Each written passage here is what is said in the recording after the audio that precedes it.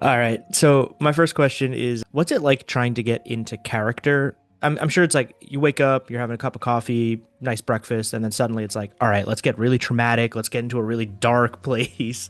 What's that process like? It was sort of different for each character that I was playing, but I had a playlist, which I've never done before for each character.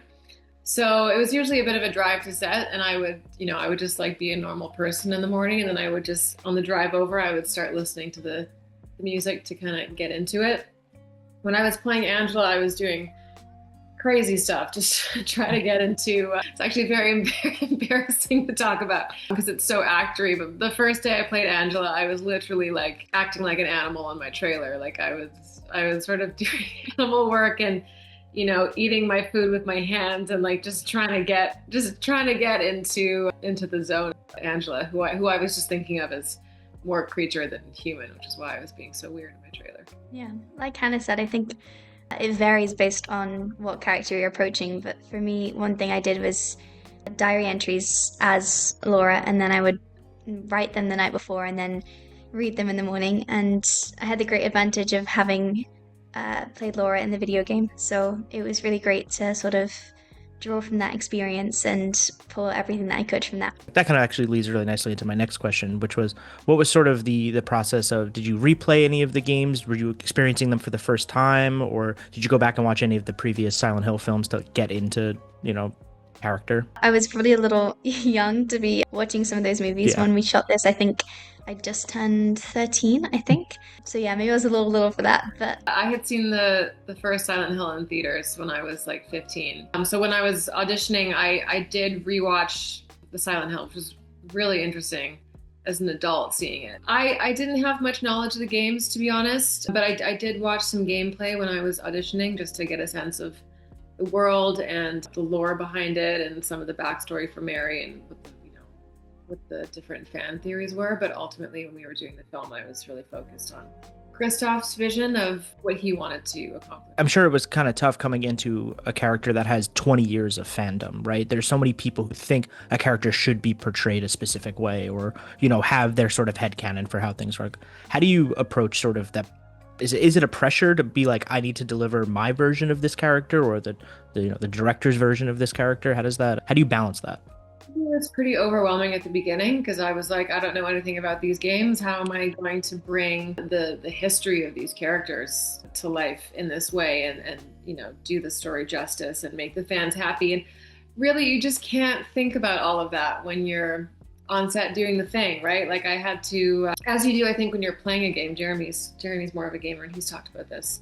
You're sort of bringing your own experience and putting your own emotions on the character that you're playing in the game. So I was kind of looking at it from that perspective that I'm going to bring my own experience and my own self to each and every one of these characters and just hope that the fans respond. And I feel like they will because again it's Christoph really who's taken it upon himself to transpose direct images from the game. So yeah. yeah.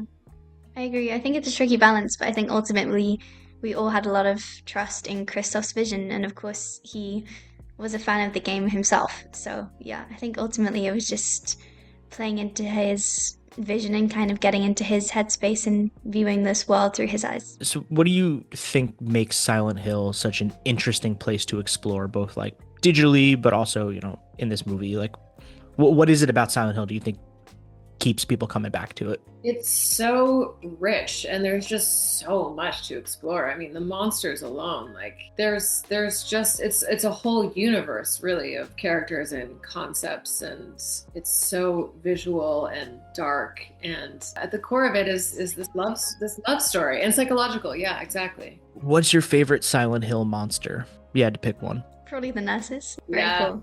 Very, very cool. I think the nurses, they're so iconic, and I remember them from the first film. I loved them then, and getting to work with them was incredible. Those, it's dancers playing these monsters, and they're incredible. And Yeah. it was really fun being chased by them all day. What do you think the most difficult scene to shoot was? I think this one less difficult character-wise and more sort of practically it was quite hard. There's a scene, and it's not a spoiler because I know it's already been put on the Instagram page, but it's sort of like my eye through a keyhole. And that was actually incredibly hard to line up. So it was just perfectly centered and the lighting was right and the camera angle was right. And then coming in and out of that was, yeah, very finicky.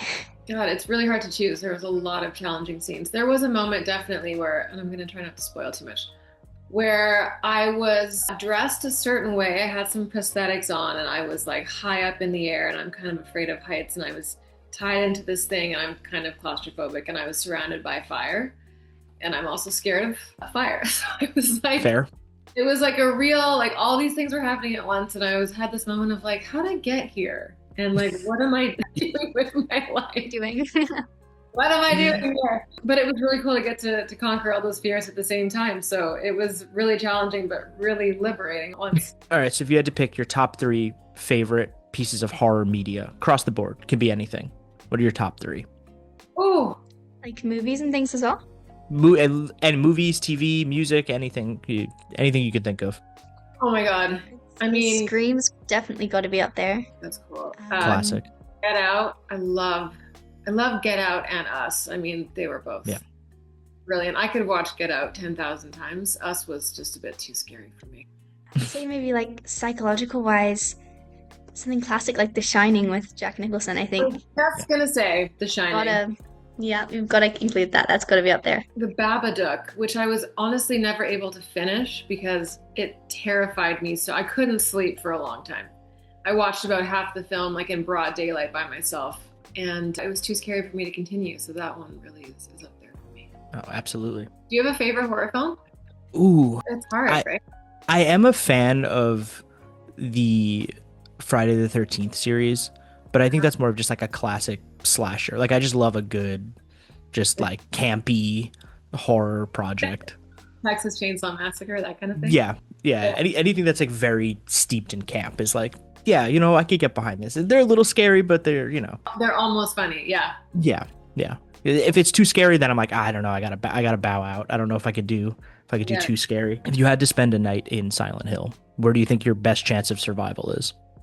You going to the hospital? You going to the apartments? Where are you going? I'd go to the hospital. I think I'd find myself like a medical supply room. I'd lock that door and I would just huddle in a corner and try to find a weapon and just wait it out. I think I'd try and coop myself up maybe in some kind of like cubby hole, maybe in some kind of like vent if I could fit myself in there, somewhere like really inconspicuous. Just anywhere really to avoid as much as possible. Oh, absolutely. Yeah. To me, it's just, I guess I'm going to the roof and I'm just hoping for the best. I'm just like, all right, maybe up here they can't get me. I don't know. I'll come with you to the roof. Actually, maybe all 3 of us, strength. We'll all hang out on the roof and we'll be fine. And nothing bad will happen. It'll be great. Or why do you think we're seeing so many like successful video game adaptations right now, as opposed to like 10, 15 years ago when we were not seeing a lot of them? Like there was a lot of box office, misfires. But there's something about this generation of video game films that are really landing with audiences. I assume because there's more of a focus on story rather than just, taking the video game and plunking it into film format, which you can't really do. I feel like they're really fleshing out the world of the characters and the backstory and the plot itself, which is ultimately what we want to see. We want to see the video game in expanded form. Yeah, I would agree. I think Silent Hill feels very narrative and very character driven and character based. So I think, yeah, I'd agree. All right. My last question, because I am at the end now, is what is one thing you learned on this set that you think you will carry forward into your future endeavors, like a lesson learned? Or I would say that I'm capable of much more than I think. Going into a project like this, it's like, can I pull this off? Can I do it? And the answer is yes, I can. Yeah, I think just getting to take inspiration and getting to watch Jeremy and Hannah in their process and getting to watch Christoph, who was so immersed in this world and so passionate about it. I think, yeah, taking inspiration from all of that was probably the main takeaway. Awesome. Well, that's it for me. Thank you so much for your time. Appreciate it. Thank you so much. Lovely to see you.